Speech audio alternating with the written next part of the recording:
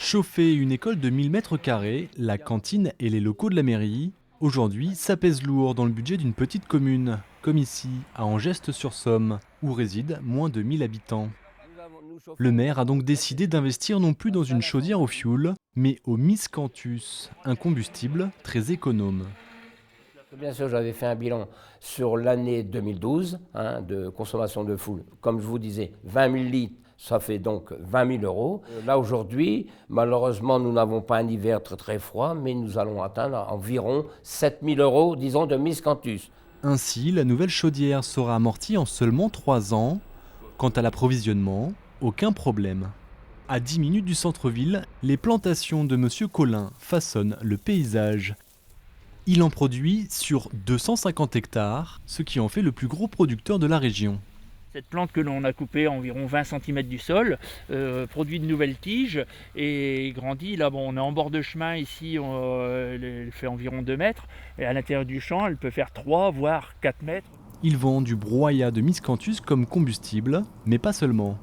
J'en commercialise une bonne partie justement pour faire ruminer les bovins. J'en commercialise aussi pour le paillage horticole, pour éviter l'utilisation de produits phytosanitaires désherbants sur les plates-bandes. J'en commercialise pour faire de la litière pour les chevaux. Outre son potentiel économique, le miscanthus intéresse aussi les scientifiques.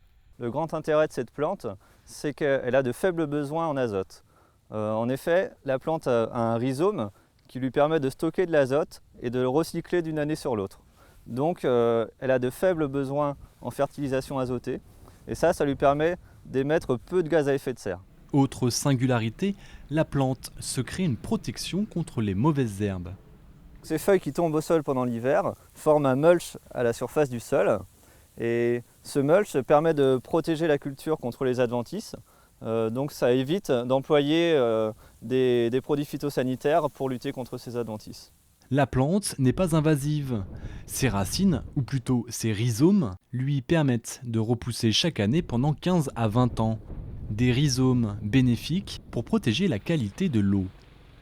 Puisque les mesures faites sous les parcelles de miscanthus ont montré que l'eau qui draine à la base de ces parcelles est peu chargée en nitrate.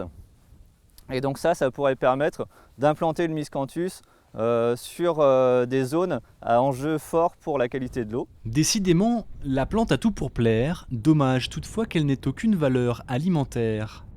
Alors, nourrir la population ou fournir de l'énergie, les agriculteurs d'aujourd'hui seraient-ils face à un nouveau dilemme ?